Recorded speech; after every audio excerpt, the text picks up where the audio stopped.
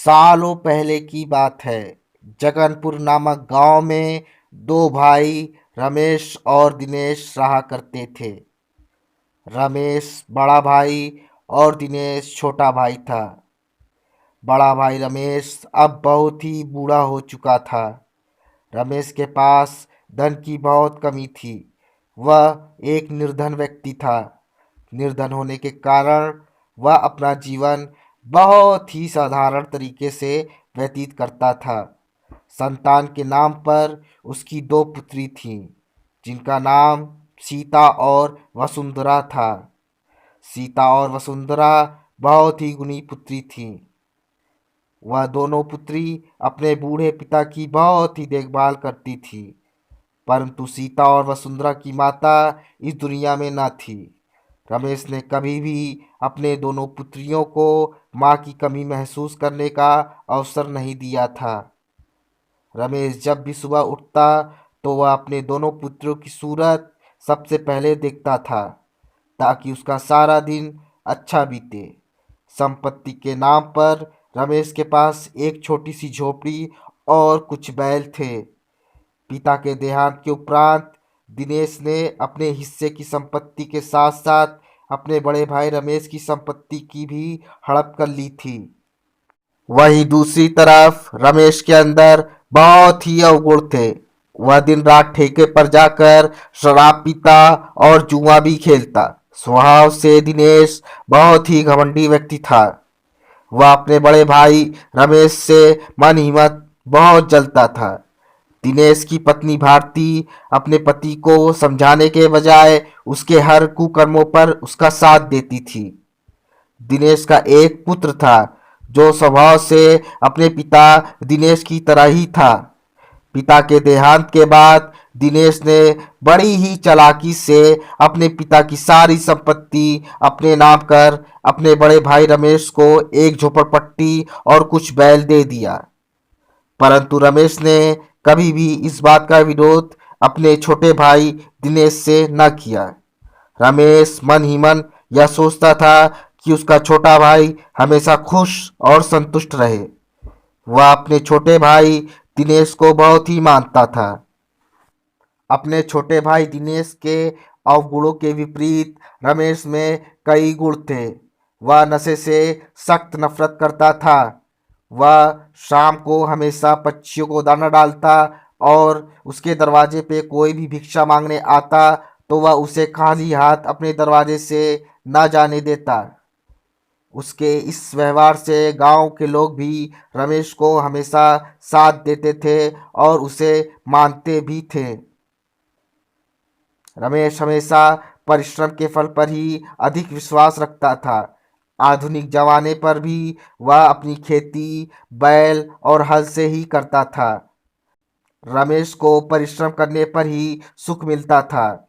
एक दिन रमेश खेती कर शाम को वापस अपने घर आ ही रहा था, तभी उसका भाई दिनेश नशे में धुत होकर उसके पास आया और उसे बुरा भला कहने लगा।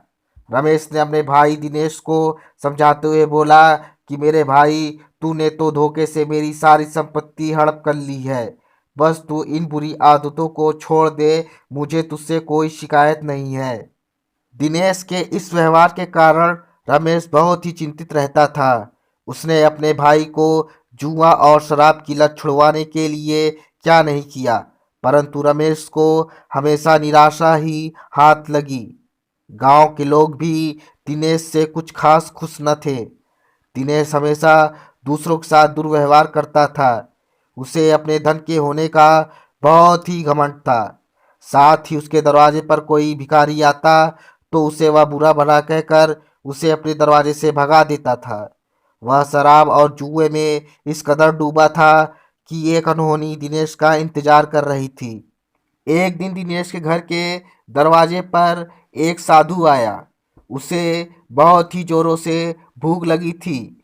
वह दिनेश और उसकी पत्नी से भिक्षा मांग रहा था, परंतु दिनेश और उसकी पत्नी ने उस साधु को बुरा भला कहा और उसकी बेइज्जती कर उसे अपने दरवाजे से भगा दिया। वह साधु चुपचाप वहां से चला गया। यह सब दृश्य रमेश देख रहा था। उसने अपने छोटे भाई की तरफ से साधु से माफ़ी मांगी और उसे अपने घर के भीतर में ले जाकर भोजन कराया। साधु बहुत खुश हो गया।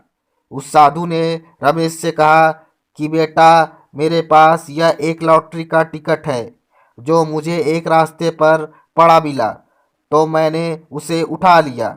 भला मैं तो साधु हूँ, मैं इस लॉटरी टिकट का क्या करूँगा? मेरे लिए तो दुख सुख, धन निर्धन, क्रोध शांति सभी समान अवस्था है। मुझे इस टिकट की कोई जरूरत नहीं है। पर तुम यह टिकट ले लो, शायद किस्मत का खेल तुम्हारे नसीब में हो और तुम्हारी तकदीर बदल जाए। उस टिकट को साधु का आशीर्वाद समझकर रमेश ने ले लिया और साधु वहां से चले गए। वहीं दूसरी ओर दिनेश ने शराब के नशे में धुत होकर अपनी सारी संपत्ति दांव पर लगा दी, जिसके पश्चात वह अपनी सारी संपत्ति उस जुए में हार गया। वहीं भाग्य ने अपनी फिर करवट बदली। रमेश की लॉटरी को टिकट का पहला इनाम 1 करोड़ की लग गई। रमेश को अपने जीवन में पहली बार इतनी सारी खुशियों का अनुभव मिल रहा था। तभी गांव के लोगों ने रमेश को बताया कि उसका भाई जुए में सारी संपत्ति हार चुका है। यह सब सुनकर रमेश को अपने कानों पर विश्वास न हो रहा था। ऐसी परिस्थितियों का सामना दिनेश को ना करना पड़े, इसलिए रमेश हमेशा दिनेश को समझाता था। रमेश ने अपनी सारी खुशियों को भुलाकर वह दिनेश के घर की तरफ भागा। दिनेश और उसकी पत्नी भारती अब फूट फूट कर रो रहे थे। तभी रमेश वहां पहुंच गया। रमेश को देखकर दिनेश और उसकी पत्नी रमेश के पैरों पर गिर पड़े और रोने लगे। अब यकीनन दिनेश को अपनी गलतियों का एहसास होने लगा था। दिनेश और उसकी पत्नी भारती ने रमेश से माफ़ी मांगी। रमेश ने साफ दिल से दिनेश और भारती को माफ़ भी कर दिया। रमेश ने दिनेश से कहा कि मेरे भाई, बुरे का परिणाम हमेशा बुरा ही होता है। अब तो दिनेश अपने बड़े भाई रमेश से बोला कि अब वह शराब और जुए को हमेशा के लिए छोड़ देगा। यह सब कहकर दिनेश और उसकी पत्नी भारती वहां से जाने लगे। रमेश ने दिनेश और उसकी पत्नी को टोकते हुए बोला कि मेरे भाई, तू कहाँ जा रहा है? दिनेश और उसकी पत्नी ने कहा कि भैया, हम इस गांव को छोड़कर दूसरे गांव जा रहे हैं। तब रमेश ने दिनेश से बोला, अरे मेरे भाई, मेरा घर भी तो तेरा घर है, तू मेरे घर चल।